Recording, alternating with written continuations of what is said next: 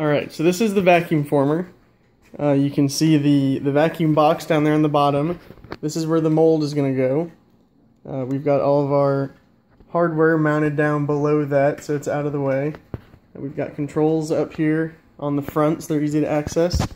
You can notice the whole thing is viewable from all angles, so students will be able to see the process very well. So we'll go ahead and get that started. Alright, so the first step is to place the mold onto the vacuum box. It's best to really try to center it because there's a lot more suction power located in the middle of the holes, and it slowly expands out, and as the vacuum is formed it creates greater suction. The next step is to peel the plastic off the clear PETG. In this case, this is the polymer we chose to use. This can be a bit tricky sometimes.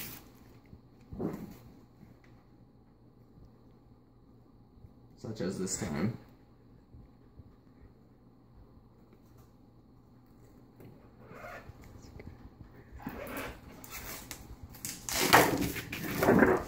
Make sure you get all of it off.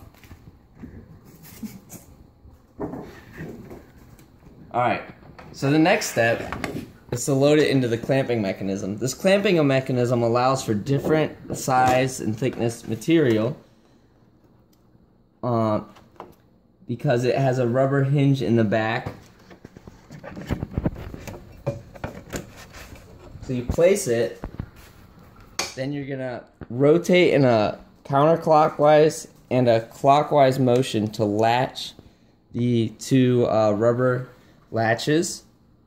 Then you're gonna keep it up in a 90-degree position located close to the heating elements. Turn the oven on and hold the position. The aluminum will not get hot in the amount of time it takes to heat up the polymer to a forming temperature.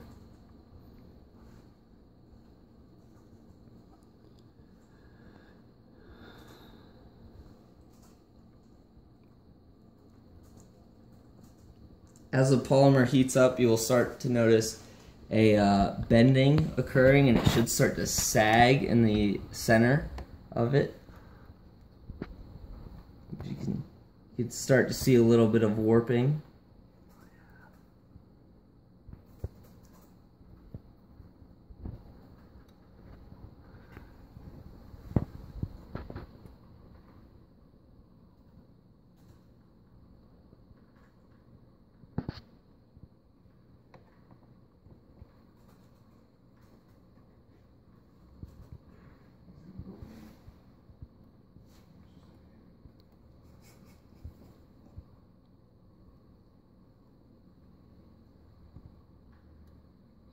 So as it starts to sag more rapidly, you're getting closer and closer to the point where you want to form it.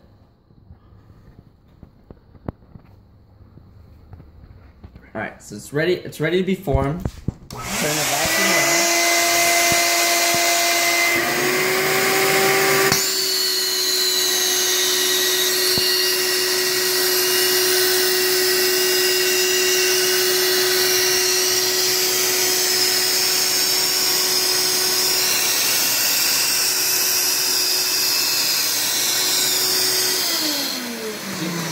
So you leave the vacuum on for a little bit. Make sure you turn off the oven.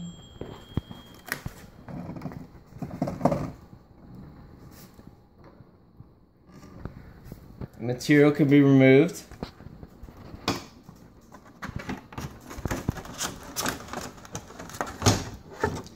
Now, in a design where there's a little bit of overhang, such as if there was mirrors on this R8, and where there's doors that go in, so the polymer wanted to go into the vehicle, which we actually had a blowout on this one because the material thinned out so much and wanted to be sucked into the car.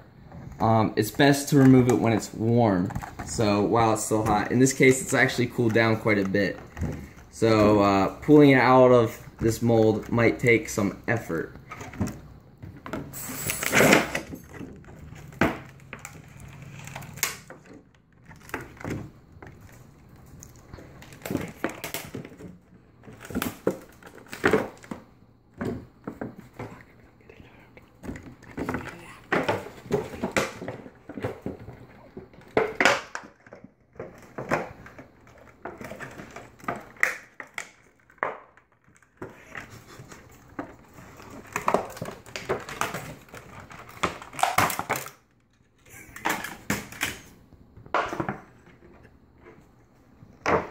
So here's your finished product.